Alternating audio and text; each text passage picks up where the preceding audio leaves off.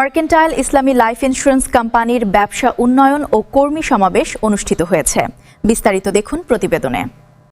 শনিবার 18 এপ্রিল সকালে বান্দরবনের গ্র্যান্ড ভ্যালি হোটেল অ্যান্ড রিসোর্টে এ সমাবেশটি অনুষ্ঠিত হয়।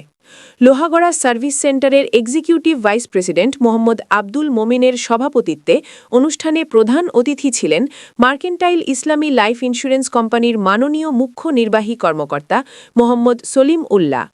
অনুষ্ঠানে বিশেষ অতিথি ছিলেন কক্সবাজার ডিভিশন সেন্টারের assistant managing director Mohammad Azizul Haque, Cox's Bazar ডিভিশনের senior vice president Mahmudul Haque, Chittagong রিজিয়নের AMD and incharge Mohammad Ismail, Lohagara service সেন্টারের এসভিপি মমিনুল হক চৌধুরী, এসভিপি মোহাম্মদ দেলোয়ার হোসেন প্রমুখ। যতটুকু কষ্ট শ্রম পেশা নিচ্ছে তার 10 গুণ বেশি নিয়েছিল। আবার আমি জন্মের পরেও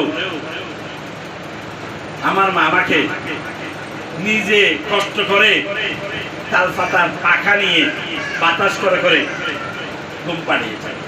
ফ্যান ছিল না তো। যদি 20,000 টাকা হয় 20,000 টাকা নষ্ট হয়। আজকে মোবাইলটা কিনলেন, কালকে চুরি হয়ে গেছে, তাহলে 50,000 টাকা হলে 50,000 টাকা নষ্ট। ইন্স্যুরেন্স বলে যদি এই মোবাইলটার নামে যদি আপনি একটা ইন্স্যুরেন্স করাই রাখেন, বীমা করাই রাখেন, আপনি যদি 50,000 টাকা দিয়ে মোবাইলটা কিনেন, এটা যদি হারিয়ে যায় আপনার কোনো লস নাই। আপনাকে 50,000 টাকা দামের একটা মোবাইল কিনে দেন, ঠিক আছে কিনা? এটা হলো ইন্স্যুরেন্স। আরেকটা বিষয় যেটা আলোচনা আসছে কিনা আমি জানি না, আমাদের প্রতি বছর অসুস্থতার কারণে আমরা অনেকগুলো টাকা ব্যয় করি, নাই করি না? অনেকগুলো টাকা আমরা ব্যয় করি না। প্রতি বছর কোনো না কোনোভাবে হাসপাতালে আমাদেরকে থাকতে হয়, 2 দিন 3 দিন এরকম থাকতে হয় অসুস্থ হয়ে গেলে।